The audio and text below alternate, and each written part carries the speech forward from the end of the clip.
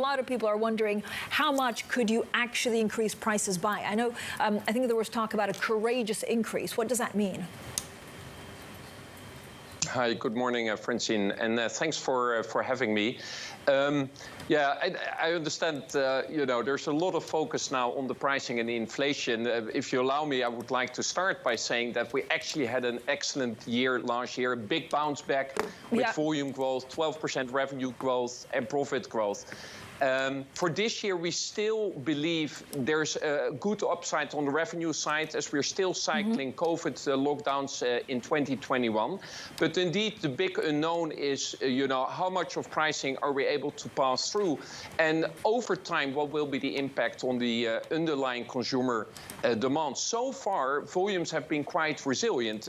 As you may have seen in our release this morning, we already took 8.3% pricing last year, 11% in the second half. That's about the highest pricing that we have seen in a generation.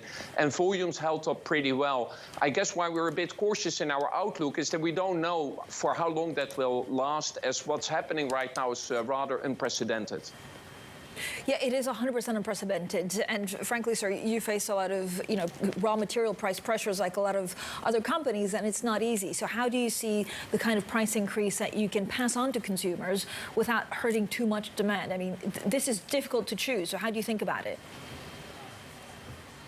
Yeah, we tried to find the right balance. We're quite clear that the absolute input cost increase we tried to pass on in pricing, as we've been able to do in the second half of last year. So this is not new for this year. It actually already was happening in quarter 4 of last year.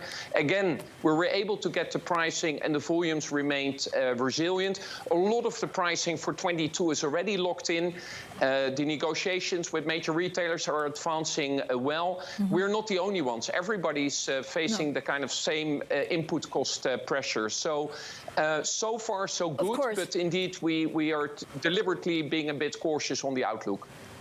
Yeah, and that's fair enough. And actually, your share price doesn't even reflect that much. I think currently it's up some 1.8%. But it's interesting to understand from you where you think you can increase prices. So first of all, if you look at craft beer, which is close to a lot of people's hearts, does that get wiped out because of inflationary pressures?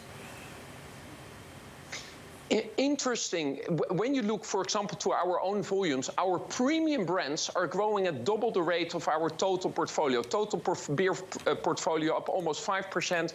Our premium beers were up 10%. Last year, brand Heineken was up 17%, 17, and up double digits in 60 countries across the planet. So what we are also seeing that brands with strong brand equity, with strong brand power, actually are quite resilient given the pricing environment. So far, we are not concerned for a kind of major downtrading happening.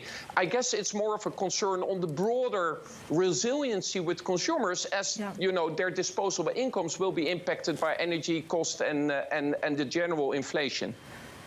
But so again, how do you think, so in the UK, inflation could hit 7%. That will also hurt, of course, how much, disposable income people have. So can you increase prices in other parts of the world and then subsidize the UK? Or do you raise prices, on premium brands in the markets where inflation is increasing the most? I don't know how you think about that. Well, what we're looking at is at the input cost, and the input cost affects different countries in a different way. Typically emerging markets where you also have a currency exposure have a higher increase in the cost, input cost inflation. Therefore, we're taking more pricing historically, but also last year, and we also expect it for this year in emerging markets like in Brazil and Nigeria. Price increases, for example, in the Western European markets will be lower than that. But still, again, the principles that we're trying to offset the absolute input cost increase country by country in absolute terms. When do you expect the bar, restaurant, nightclub trade to recover in Europe? Well, first of all, I'm a very happy man today because last night the Dutch government announced that the last restrictions on the on-trade in the Netherlands were lifted. We see that happening across Europe. The on-trade has been bouncing back. Last year it was across the year about 30% still down with pre-COVID levels. The last quarter was around 15-20% down. We still expect it to be down for this year versus 19, but sequentially to improve. Around 85% of the outlets have reopened. So it will take a bit of time, but the direction of travel is positive. Could we just go back to some of the price increases? And we saw that with a lot of your rivals, including, some consumer goods that are not direct rivals. But Unilever saying that actually these inflationary pressures will actually impact profitability for around 2 years. Do you see, a similar kind of longer-term impact? And in the medium term, could we see in certain premium brands or certain sectors, a price of a Heineken or, one of your other brands go up 10%? Yeah, so we have good visibility on the input cost development for 22. That's why we're giving a more specific guidance on the margin expectation for this year. There is limited visibility on the input cost for next year, 23, and that's exactly where we are cautious and say we give an update later in the year. There are different hypotheses out there. What we're starting to see, because we are hedging our exposure about 12 months out, that actually we're starting to also see inflation, happening for early next year. But again, we rather be cautious and wait until we have higher visibility on that.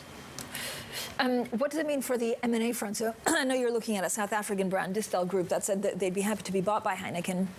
Is there any other opportunity out there because of these inflationary pressures? So I know it's it's difficult for the consumer, it's difficult for you if you have to increase prices because of raw materials, but actually, do you also scoop up bargains?